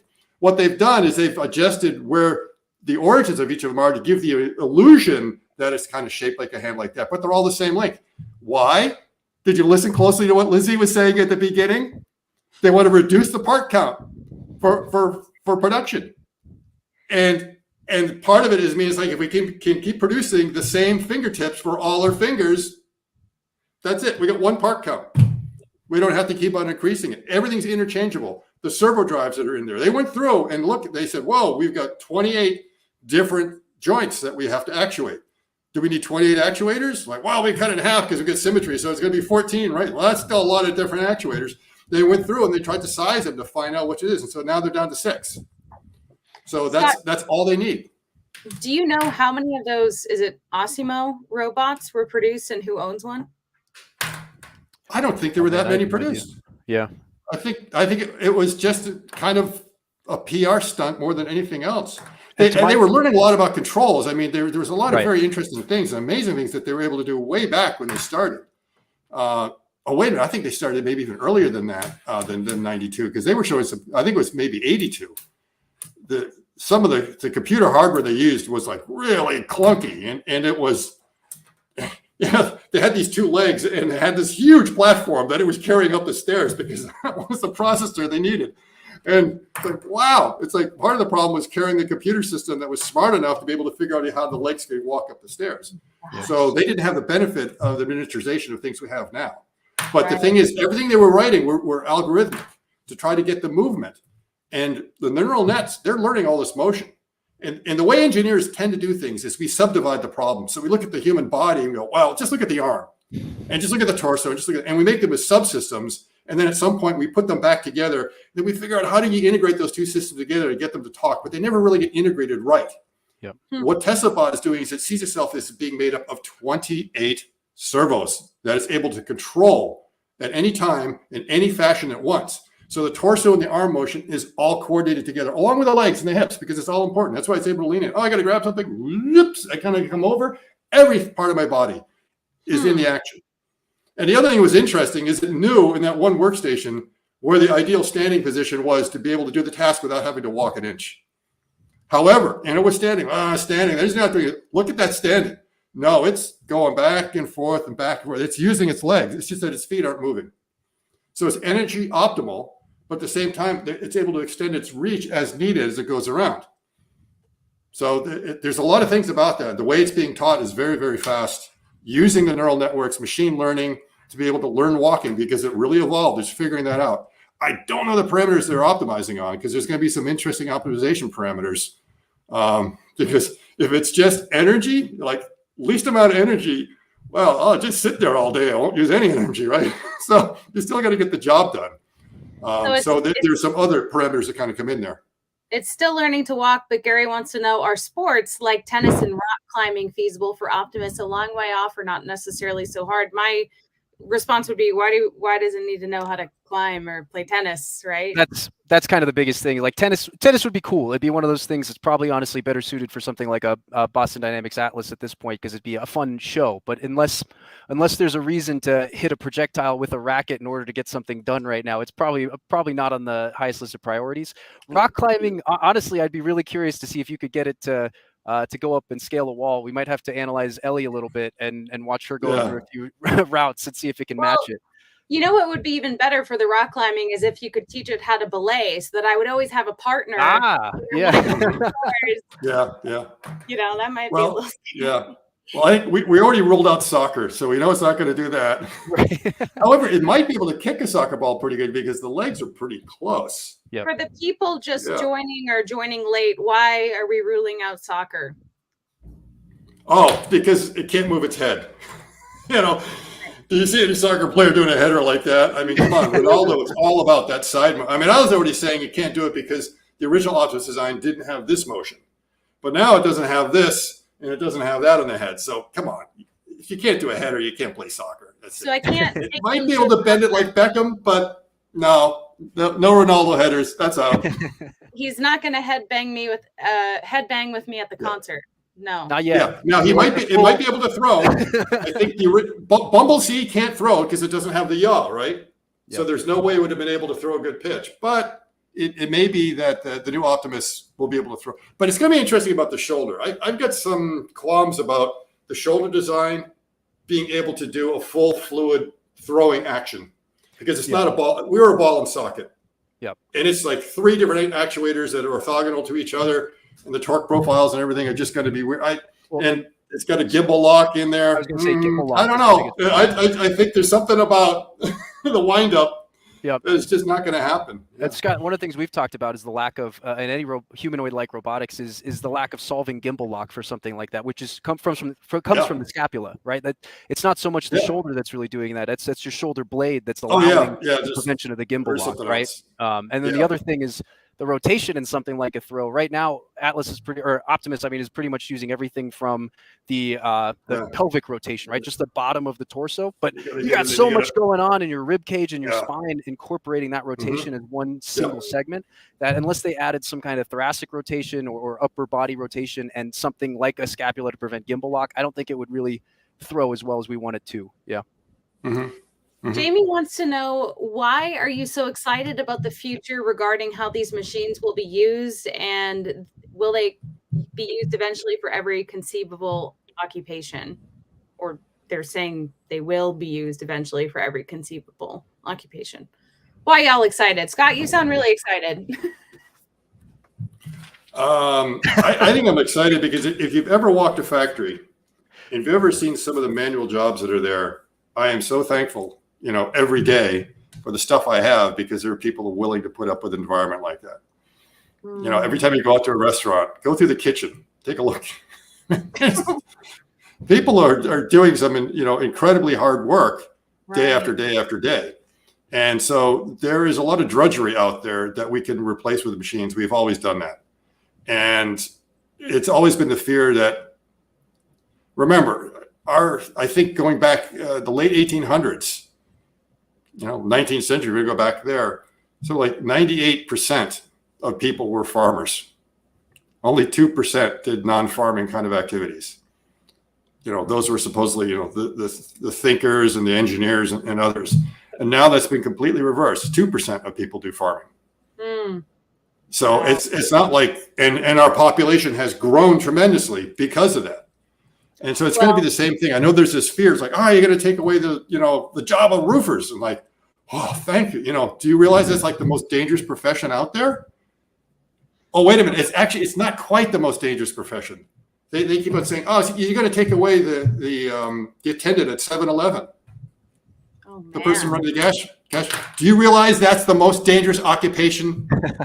More people are killed as convenience store clerks than policemen, firemen, roofers. Right. I just saw Elon respond to a tweet today, and it's kind of graphic. So if you're not into that, don't. Yeah, but two cashiers were killed, robbed, and killed. Exactly. I wasn't aware of that, but I have been aware that there are a lot of jobs out there really tough. When I had my roof redone years ago, I looked up there and there was not a guy over 30 up there. I wonder why.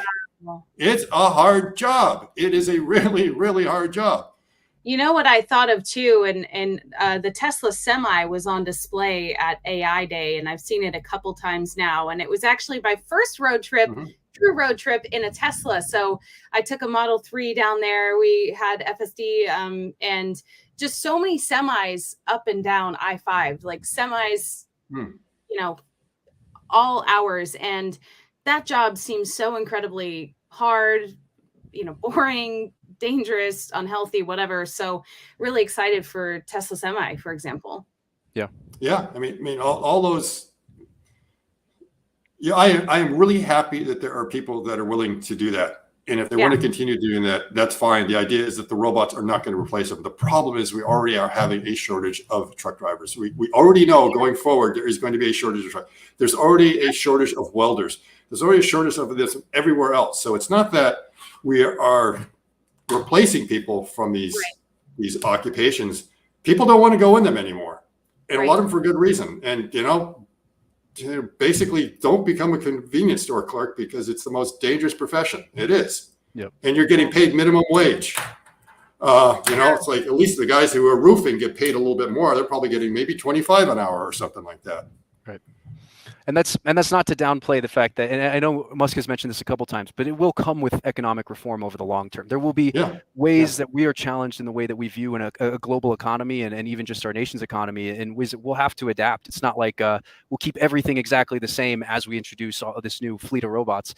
There will have to be some kind of policy and economic reform that comes with it, and we don't necessarily know what that is right now. And I saw someone comment that people need purpose, which I do agree. People absolutely need purpose to their life. I think the broader question, and maybe the more existential question, is, should we limit purpose to jobs? I think that's something, especially in the U.S., we kind of have a belief on of, our purpose is whatever we do for work, which for some people, they're lucky enough to have a purpose that is their work, and that's great. But I also know plenty of people that have zero purpose in their day-to-day job, that don't want to be at their job and are looking for maybe something deeper or bigger as far as their purpose goes. And one of the hopes is that frees this up.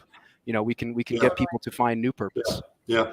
And the previous comment was that James Paul, talked about construction being very dangerous and people's joints wearing out. My older brother's one of them. He was a carpenter for years. And then finally at one stage, you realize, I can't do this anymore. I mean, my body's just falling apart. And, I'm having to lift these heavy objects all day, just the wood and everything else, bringing them up and then going into weird corners. And it's just breaking his body down. It happens to everyone. So, a lot of these professions that we do, it's great to maybe do for a summer to pay off your, but to do it as a career, it's demanding. It's absolutely demanding. Ahsoka keeps asking this to Scott. Will Optimus index fingers have distance sensors? Distance sense to be able to tell how far away something is, like a proximity sensor. That's what I'm wondering. I wasn't sure if that was like a term that was just not probably. I'm trying to. I mean, a distance sensor would be, basically it'd be like a photo cell. The checkout line at the grocery store. It's like, whoop, you can tell when there's an object there or not. And there are other ways of being able to do it, like radar, to be able to tell the distance from one object to another. So potentially, if I'm grasping this thing, it might be able to tell. And to those out there who actually know me in this famous thing called a raycast, it's like I tend to use it in all my Python programming and visual components. It's an inside joke, but we use that to be able to tell the distance that it is to an object, and then be able to tell that's when you need to grab it. And we do that because we don't know how to do our cameras really well. But if you have a really good camera, you may not need that. But if you can't see it, I would be able to tell me, my thumb is a 1/4 inch away. I only have to move it a 1/4 inch, but my index finger is 1 inch away. So now I know I need to move that before I'm going to get contact. And that would tell you that's when you expect to get contact. So slow down. Let's not crash into it really hard. So that could be possible. And I suppose it could be something just miniaturized with the tips. Speaking of cameras, Thomas wants to know, how many cameras does the Teslabot have and where are they? That's a good question, because in AI Day 1, it looked like they had 8 cameras. There were 4 up in the head, and there was like 4 in the body, if you look kind of closely. And I made a short little video showing that. It's like, that's going to be interesting, eyes in the body. And then the fact that it could see all, and I thought it wasn't going to be able to see 360, but it might be able to see like 300 degrees. However, it seems like they've reduced that count. And I think John said something, or he found it from someone, that they're only doing 3 cameras. So we had to look into that to verify that it's only 3 cameras. So I don't think there's any in the body like there was. And if they're going to 3, I think it's because FSD has 3 cameras in the windshield. And the other ones that are on there are like, we don't need those anymore. Let's just get rid of them. So it doesn't have surround sound. And that's why I'm concerned that that field of view that they have is now so limited, they can't see down. They're going to have to move the head. Right. Rodney, thank you for the super chat. And he wants to know, maybe it would be cheaper and more reliable to add multiple cameras at different angles as opposed to have the here being able to tilt? Head, yeah. Yeah, to have the head. I think he meant the head, like we were just talking. And I kind of agree. Yeah, maybe they should have more. Yeah. But if they're only going to, it depends upon how much processing they want to have in there for the cameras, or they want to reduce it. So that is a good question. That's kind of a mystery. Yeah, why not have them, or some kind of field of view, or just be able to allow the cameras themselves to gimbal a little bit. Yeah. Which is better, to make them move like eyes? Because we have tremendous redundancy in our eyes. So I can make my eyes look in a particular direction just by moving my eyes, by moving my head, by moving my torso, by moving my legs. And I have so many ways to be able to point them. And the question is, do we need that super redundancy? And can we just bring, and they're saying, oh, we're just going to do it with the torso. Might be a mistake. Might be. We don't know. And then they might come back and say, well, we got another way to be able to do it with the eyes. Or the cameras, make the cameras more like eyes. Your eye movement there reminded me, this is kind of off topic, but Gary, maybe you can tell us a little bit about this unique trick with eye movement and tapping into our lizard brain. You know what I mean?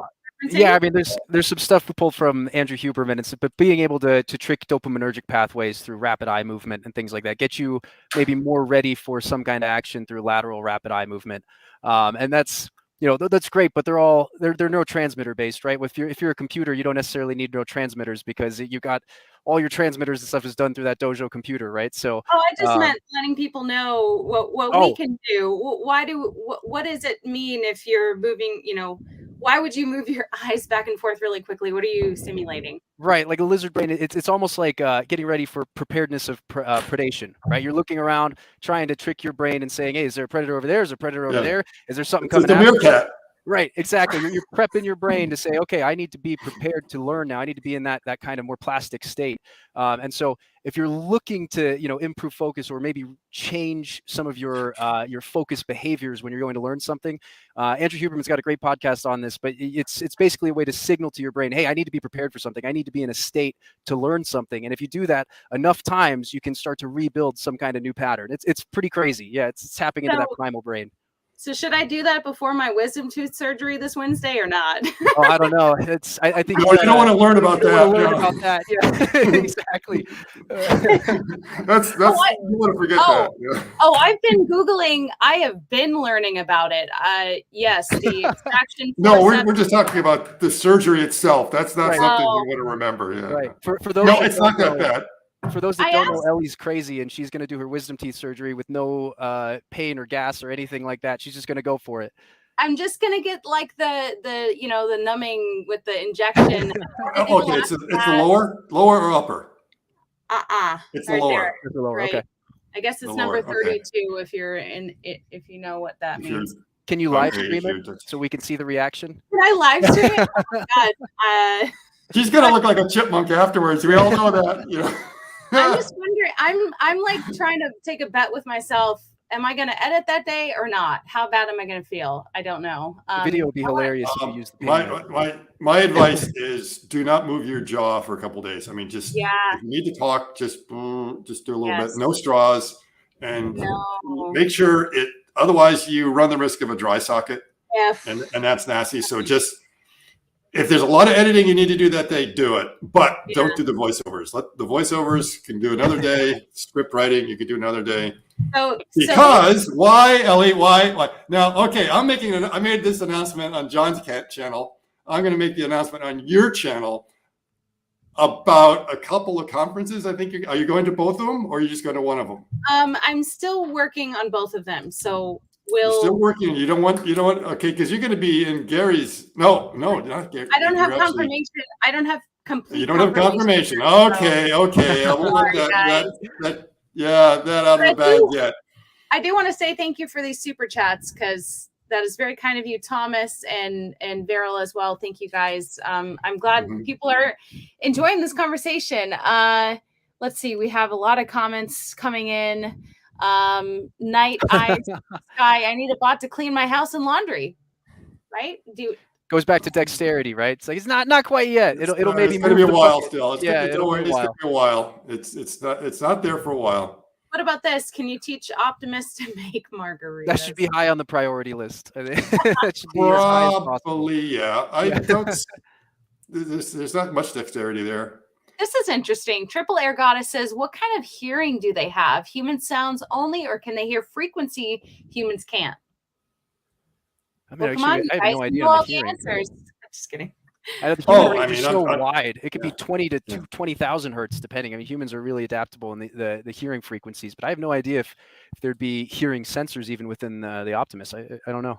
Probably, I would guess. Yeah, they may have something just for voice recognition. It's just a question of something like that could be important because when you're in a factory environment, a lot of times sounds that you hear tells you that something is about to fail. There's something wrong with equipment. It's just like, that doesn't sound right. And you go over and investigate.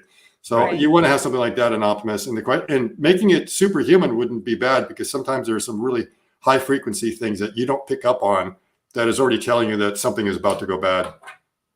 Well, and Brett makes an interesting point. Optimus needs to see behind or look over its shoulder to step back from a counter, unless they're just going to have cameras in the back of its head. Oh, well, yeah. I mean, that's a good question. Okay, Optimus can't see behind it, and it can't turn its head. What's it going to do? It's going to have to turn its torso.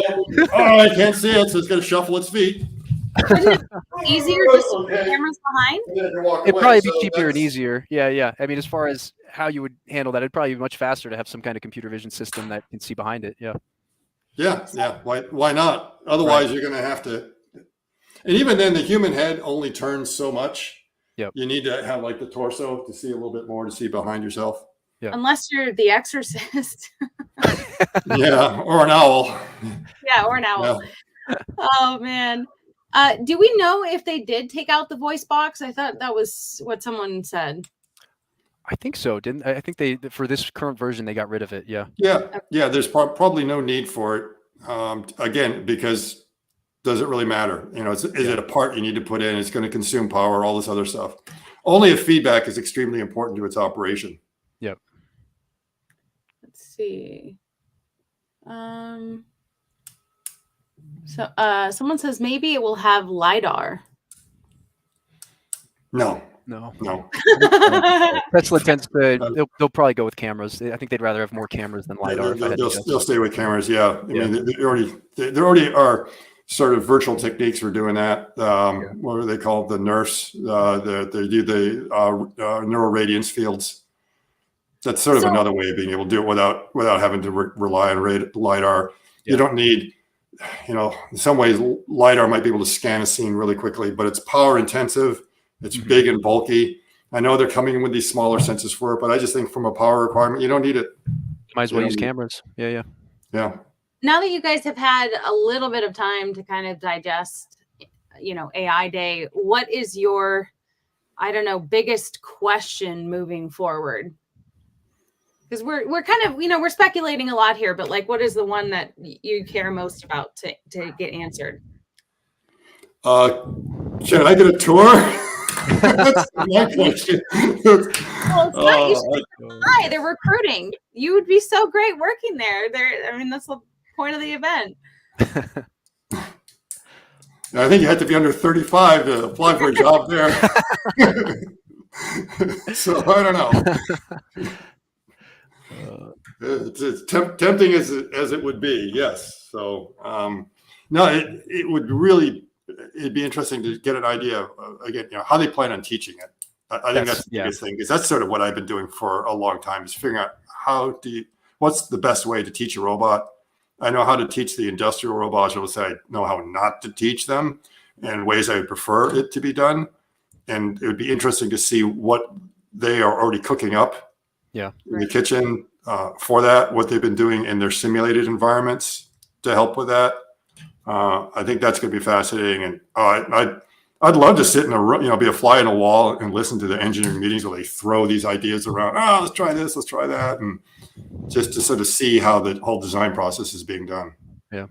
I think most of my questions come around coming from more of a motion capture background and just watching humans move. Everything's such an awkward position. So I think a lot of my question comes to, how does the load capacity change if you ask it to do something that's where it's not standing? Because I know for now in some of the basic functions, it's going to be I stand next to a thing, I pick something up, I move it over here, I pick something up, bring it over here.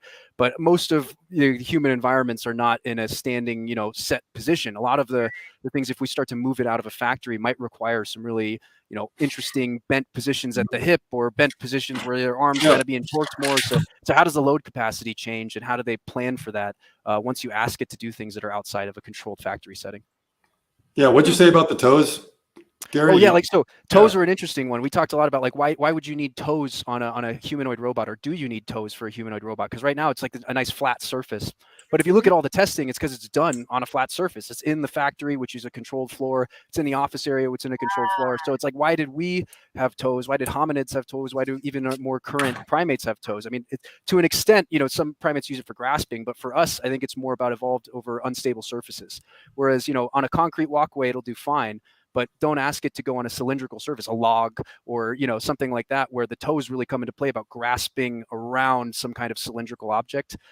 That's where those things really come into play. Once it gets outside of the factory, there's a lot of variables there that it will have to deal with that something like a self-driving car won't even have to deal with, because a car is always on a road. It's got four wheels, it's going forward and back. It's pretty much, it's on the same surface. But having something where it may be potentially asked to be on unstable surfaces, or oblique shaped surfaces, things like that, where we'll start to see the big difference between a humanoid robot and a human, or a primate like creature. Or when you're climbing and you need an epic toe hold, right? Right. Yeah, exactly. Yeah, forget about bouldering. That's not going to happen. I mean, even climbing a ladder, in some cases that could be a challenge, because sometimes you try to get your toes in there. Yeah. What do you guys think? This kind of reminds me of Black Mirror. This question: not have record memory. I don't want it as a witness to anything I may have done. What are you doing? Well, what are you doing? Yeah. Ooh, that's I mean, I've been watching too much Dahmer for that question. Right, but, right. I'm hoping that it kind of just gets rid of, kind of like a security system. Like if there's a significant event, it keeps it. Otherwise, it just kind of filters it out or something like that. I'm hoping that's more of the case, because, who knows? We all do some embarrassing things around our house when we think we're. Yeah. So, last time we did that. Because you do have the security forever. Yeah. Yeah. I mean, the Teslas are already doing that, right, with the Sentry mode. Right. And in fact, when the three of us were together, I came back to my car, and there was an event, and I looked at it, and I was like looking at it, and I thought the guy was going to come over to do something, and then he's like standing in front of the car and doing something, and then he waved his girlfriend over, and they were taking pictures in front of the Tesla. They thought it was so cool. I was like, oh, all right, that's cool. That's all he wanted was a picture. Yeah. A Model Y as well, which I mean is cool, but like not that rare. Right. I don't know. Yeah, I know. Okay. I did bring see me down a notch or two. Yeah. I did see the Rivian SUV as I was driving to Palo Alto. So that was kind of cool. I've never actually seen the SUV yet. Those are beautiful. Yeah. Space Watcher says, do you think Elon needs the robots to operate the boring machine to build the underground Mars city? I would say yes. Just doing a little bit of research on life support. Right now I'm in a life support coursework with Eric Seedhouse. And as far as I can see, most Mars trips, we would absolutely have astronauts well within their career limit of radiation dosing. Like the sieverts you experienced even on the flight over, if we don't have the right shielding, is your career limit. You would have to basically, stop being an astronaut when you got back, much less the galactic cosmic rays you experience when you're actually on the surface and trying to work outside of a habitat. So I think something like this, Elon Musk is most likely thinking long term. Again, we start at the factory, that's cool, and then we maybe make it into houses, that's great. But when we're talking about Elon Musk, we are talking about the broader vision with all of these projects, including boring. And I think having humanoid robot assistants, especially on surface operations and EVAs, it makes the most sense, because right now, until current spacesuit technology can really act to reduce the amount of radiation, which it doesn't seem like we have nearly enough layers of fabric, or even something like a water shield or something. It's just the volume of anti-radiated material we would have to have in order to get somebody comfortably walking on the surface is so great that we'd be much better off keeping people underground and letting the robots themselves kind of do some of that initial exploration, until we have a better system for preventing it. Yeah. I would think the boring machines will be a little bit teleoperated. Yeah. And almost autonomous in some way. However, we always know every now and then you need a guy to get out there and just hit something with a hammer to get it going or do some sort of maintenance. So they definitely would be there as the backup. What NASA's able to do right now is amazing when they have something go wrong on some piece of equipment and they try debugging it and they try this and that and they shake something. And, they know it's like, someone just go out there and dust off the solar panels. We'd be fine. And that's probably what that's what you would do with a Teslabot is it'll just be out there to do those simple little maintenance chores that you can't do from 20 million miles away. Yeah, that you have it locally, and it doesn't have to be an astronaut. There's no consumables. Just power. Right. Yep. Do you guys think that life on Mars will mostly have to be underground just in general? As far as I understand right now, that's probably the best solution we got, with some kind of large ice or water shield in between, and enough. I mean, it'd have to be pretty deep, plus have some kind of shielding on top of the habitat. I think the bigger question is, if we go there, a lot of people want to see things like EVA operations, and I don't know, with our current technology, I don't see that being a consistent thing. Getting a human on the surface and doing large amounts of operations over the course of 2 to even 3 month period, much less a year or two mission. So yeah, I think to start underground makes the most sense from radiation perspective, and then you can have a humanoid robot like the Teslabot use human-like tools and kind of build that process out. And then if we have a better way of preventing radiation or curing radiation, some people say, why even focus on shielding radiation when if we put enough money into getting rid of the negative effects of radiation, maybe we go with that, more like an Elysium type solution to it. But yeah, I think for now we'd have to live underground and then have some kind of robots doing surface and EVAs. Yeah, I think the biggest problem is getting there. That's when you get your maximum dose, because it's coming from all directions, and the shielding you have is just not that good on the spacecraft. So that's where you're going to get a lot of it. Once you get down there, now it's only coming from the sky. It's not coming from below you, hopefully, unless there's some decay products we're not aware of. And you do have a little bit of a thin atmosphere. Plus, you can start building up a much bigger kind of shielding. So I think it's going to be, there's nothing wrong with sleeping underground. Yeah. During the day, you might have some places, these planetariums that you can kind of go up to that might have like really thick ice. So you do get some sort of windows or natural lighting being able to come in. So there'd be some ways of being able to do it so it doesn't feel like you're really underground the whole time. Major Human wants to know, does the radiation dose change at night versus day on Mars? I think it's going to be the same. Yeah, okay. I think the biggest change is the time of year, I believe, and then the elliptical orbit of Mars itself was when that'll change most, but not so much. Okay. Yeah. This is where it's coming from, the galactic center or not. Okay, so the cosmic radiation, it has nothing to do with the sun. So I don't think there's really any radiation from the sun we have to worry about. Right, and even if we were getting lots of, say, solar particle event radiation, like in terms of the effect on biological tissue, the thing you have to worry about is the galactic cosmic rays, right? Because solar particle events will conduct roughly they'll comprise roughly 99% of the radiation an astronaut might experience, and the 1% rest of that coming from galactic cosmic rays. But the damage to biological tissues, almost 99% of that comes from the galactic cosmic rays. The high energy, high velocity particles really cause the most damage to biotissues. Whereas the solar particle event radiation, it doesn't seem to have as much of an effect on the tissue itself. Good question, by the way. That's awesome. Yeah, we have some great questions. And Rolf says the robots at Moon Mars can create the infrastructure first for human dome life sustaining with Moxie box and boxable building. I like the boxable drop. Yeah, it makes sense. Yeah. And the Moxie, that's the experiment that's actually producing the oxygen from the atmosphere. Yeah. So Scott, I have a question for you. When I first met you at the shareholder meeting environment, well, this was like the day before, you were showing me some of the simulation like renderings that you have, and you've incorporated Teslabot. Is there any way that we can screen share and kind of show people some of that of what you do? Because I thought that was really interesting, and I'm sure everyone would enjoy. Okay, let's see. Yeah, we can try a few of these things here, and let me go ahead and see if I can get my screen share going here again, because I turned myself off. And share screen, and we want to do a share screen, and I want to share this screen, and we'll share it. You've seen these, so yeah. So now this one have here. This was just showing how I thought the Teslabot mechanism was going to work. So this is really simple, showing the wrist mechanism. And then I'm going to go ahead and try to find one of the layouts out there. So the way the wrist works is that they have two actuators along here that work differentially. So if you make them both move together, it makes the wrist pitch up and down. And then if one of them goes backwards and one of them goes forwards, you get this. So that's how they're able to accomplish both motions and then keep this really simple. So if you really look closely at it, so that was my guess, I don't know, a little over a month ago, or right after the shareholder meeting. So when was that? Almost 2 months ago. So somewhere around there.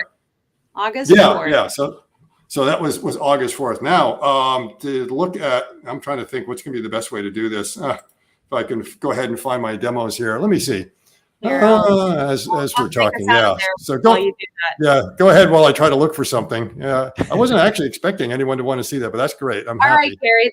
This is when we do our tap dance and kill time. No, I'm just kidding. Yeah. You know Yeah. what, Gary? I want you to take the mic for a little bit. And I did a video about the possum program. Yeah. Not a lot of people watched it, but you guys, this is like really cool. What's going on? So tell us what's the possum program. Yeah, so Project Possum is affiliated through International Institute of Astronautical Sciences and run by Dr. Jason Reimmuller. And the main purpose of it isn't necessarily to just mimic NASA training or something like that to be an astronaut. The primary goal of the organization is to prepare citizens or let's say non-governmental astronaut candidates to perform scientific research in suborbital and orbital environments. Right now, primarily suborbital through a Spaceship Two program. They're kind of flagstone project or capstone project. I combined flagship and capstone in the same word. Their kind of primary project is noctilucent cloud formation observation and preparing people to basically go up in something like Spaceship Two, kind of reach apogee a little bit above the level of the noctilucent clouds, take a bunch of photographs, take some in situ measurements of it, and then use that information to predict weather models and predict kind of it has a lot of effects on climate change. So using that to kind of predict how the climate's changing over time. And Right. the program itself is really cool because you do have to be someone in a STEM field or some kind of degree in an engineering or STEM background to participate. But they also are now starting to include people from other areas just to, bring up things like science communication from Ellie's standpoint, or even now that there's a whole space economy, things like space finances, right? And it basically expose civilians to that experience of, what does an astronaut potentially go through or a suborbital researcher go through in the training phase. And we got to do a lot of really cool things, everything from exposure to high G-forces in a XL300 propeller plane, which was amazing, right? Just getting to flip you around and spin you and take you through loops and hammerheads and things like that, and just get an idea of how you personally will experience G-forces.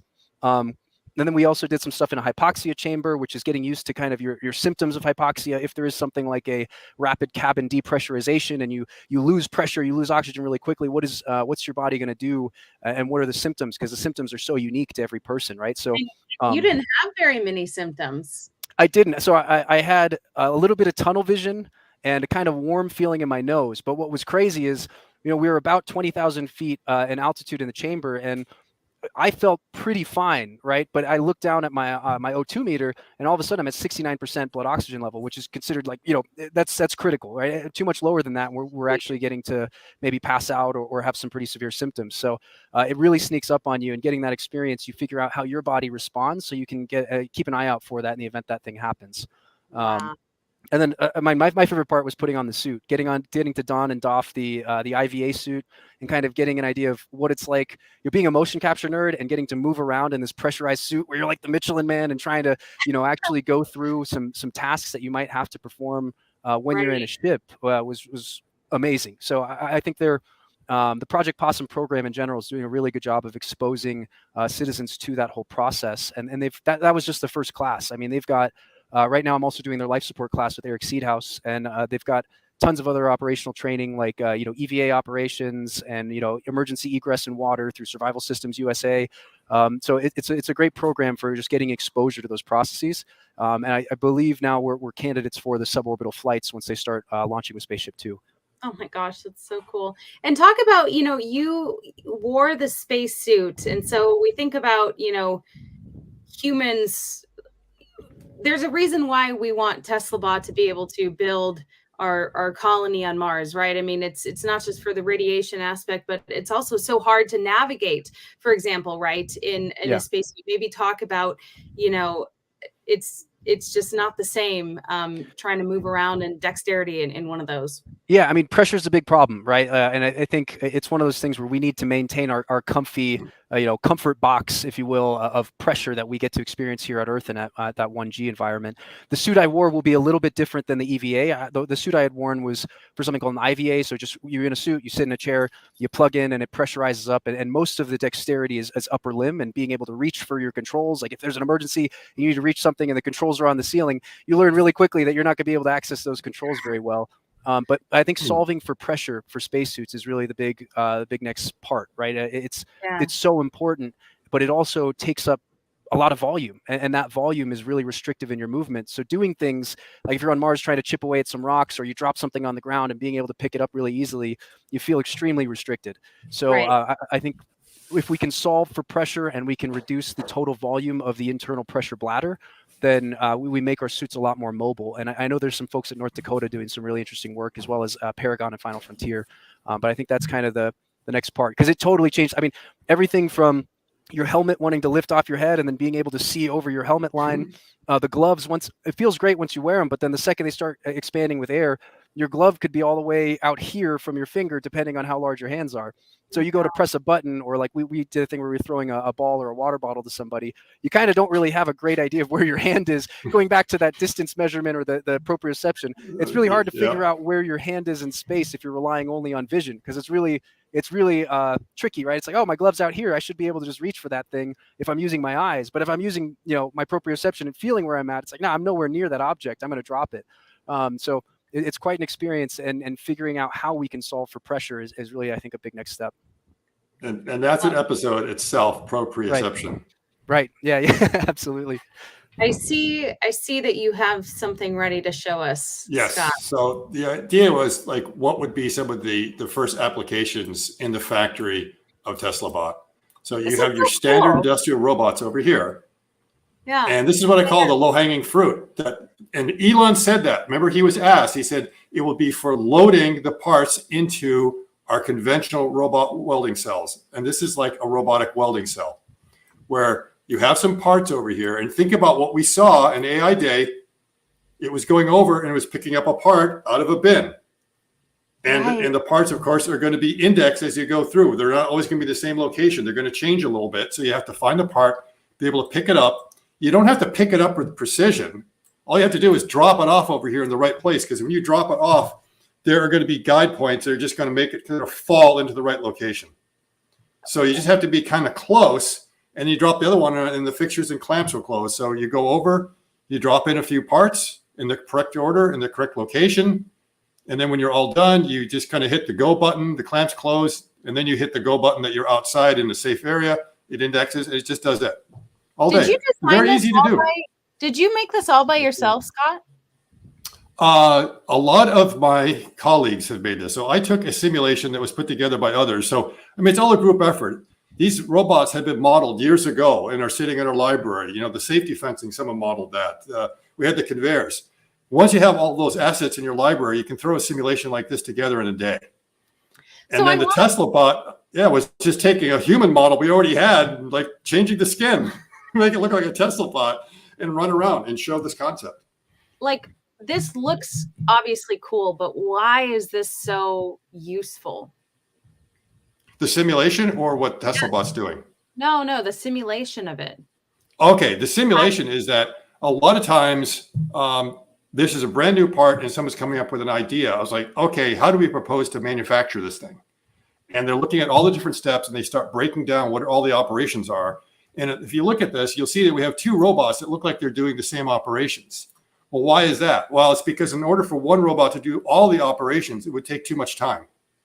So this would be the bottleneck in the operation. So the whole idea is that usually they put some sort of limit on this. Say it has to be done within 35 seconds or 40 seconds or something like that. Because we know this robot, what it has to do over here, it can do it definitely in 30 seconds. So that means we have to break down the processes into two steps. So we get two robots, one that's doing a little bit over here, the other one that's doing a little bit there. And then you're looking at the floor space, and you're looking at, okay, what's the end of arm tooling going to look like? What are the costs are going to be? And you put it together, and then you start getting an idea of a cycle time analysis and how it's going through. And you are then pitching it to whoever is going to be writing the checks for this. And usually the customer will be like, so you're an automotive supplier, and you're saying, this is what we're proposing. And at some point you have to feed it. So I call this, the robot zoo. And these are the kukas. And basically Optimus is feeding the kukas at the robot zoo, because look at this. You have to put up all the safety fencing to protect people from the robots and vice versa.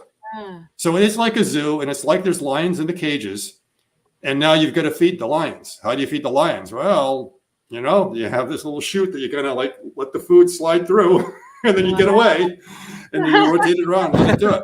But this is a this is a typical manual operation. And then forklifts will be coming in and constantly replenishing the dunnage you have over here with fresh parts. So, right now the whole thing is come to a grinding halt because, whoops, we're out of parts. And now we got to wait for someone to drive that over. So then you got to start thinking of the logistics. Like, oh, okay, how long is it going to take us to consume these parts? And what's going to be the best way of doing it? So after some time, it gets replenished. Wow. And you go ahead. So yeah, you make a study on that. And then you can decide, oh man, that guy's working really, really hard. Do we really have to have the dunnage so far away? Well, can't we get a little bit closer? And so the engineers will start looking. And then you can do this in VR. So you could jump into a virtual reality kind of situation and walk through it and see what it looks like yourself. And then you begin to realize, because right now when I look at it, I get an idea what the distances are. But even though I know how big Optimus is, I don't really know how big that distance is until I jump into VR. When I jump in, I go, wow, I have to walk a long way there. I didn't realize it was that far away. And then you go into the robotic cell and you start looking up at the robots. You go, wow, I didn't realize that a robot was that big. And so it really helps you in the planning phase to be able to find out, are things too far apart or are they too close together? Because the opposite thing can happen. You can go in there and say, hey, there's no elbow room. I just don't feel comfortable in here. Can we do something to open it up a bit? Yeah. I want to say hi to Dusty. Dusty is actually the one who introduced me to Dr. Know-It-All. And then Dr. Know-It-All, I'll tell you, Dusty is everywhere these days. I see him everywhere. Well, he's saying you're everywhere. I see him in comment sections everywhere in YouTube channels. I see him on Twitter a lot. So, hey, Dusty, how you doing? Yeah. No, he says, give us more bots. So that's what we're talking about. I hope he means robots and not like Twitter bots. Okay. Bots. So what do you think about that? Yeah, we don't want any spam bots, trolls. No, nothing mean. Rolf wants to know, these bots on the screen can simulate Mars gravity realms in station high in the stratosphere? Not gravity, no. But if you go high in the stratosphere, you get what might be like Martian atmosphere as far as air pressure. Atmosphere, yeah, but not gravity. Gravity, pressure. Yeah, they'd be two different things. Yeah. If you put them on a parabolic flight and basically, pull down really hard off your apogee and then kind of that'd be that's because you don't have to go 0G. Right. You would do something different, so you'd have a longer flight profile. Right. Yeah, that's true. Yeah. But it would have to be in an actual moving, accelerating vehicle for sure. Yep. Yeah. And it's also the other purpose of simulation is to work out the process inefficiencies, is to study it and find out what's going on, where the bottlenecks are, where you can improve it. Right. Well, I told my guests that this would be an hour, and we're almost 2 hours in. So if you guys have any final questions for Scott or Gary, drop them in the comments. I really appreciate all of the participation in the comments. This has been really awesome. This has been fun. Ellie, thank you for setting this up again too. It's literally just like TGI Fridays down in Florida, but at least now we get to use some simulations and kind of get to interact with an audience. It's been awesome. Oh, for sure. Yeah, I was basically just listening to you guys talk the whole time. I learned a lot, which is great. Yeah. You actually should have done it after your wisdom tooth surgery, so you wouldn't have to talk, and we could do it all for you. Maybe I'll just host one, and I'll just sit there and nod and stuff. Yeah. Let's see. I'm just seeing if there's any final comments here. Gary, I do want to know what's next for you. You're not done with the Possum program. Are you still going to Connecticut? I probably won't be able to make Connecticut this year just because so my original plan was to do Possum in the springtime, and then they kind of asked if they were like, hey, we like your app, you want to come in this fall? So it kind of happened a little sooner than expected, which is awesome. And right now my main focus is taking some of the connections and the stuff I've learned from the Possum program and turning it into something more tangible. So I'll go back next year for a couple courses and do some more training. But as for this year, I mean, that program, if anyone gets a chance, go ahead and apply, because beyond the actual training parts itself and the education part, the networking is amazing because you're in a room with other people that are just as nerdy as yourself, that are just as excited about space, that are just as willing to solve problems, which I think is the biggest thing, and then perform scientific research.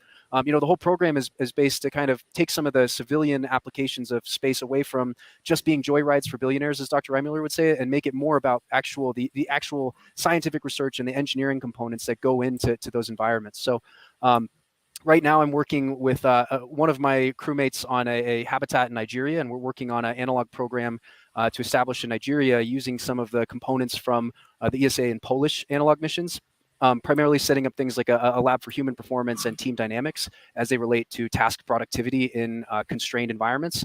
And then the other thing is applying some of our company's AI and algorithm work to potentially more hazardous environments as well. So just taking what I learned from the training and the people I've met, which are amazing, and turn that into something more tangible, and then I'll go back for training next year. Awesome.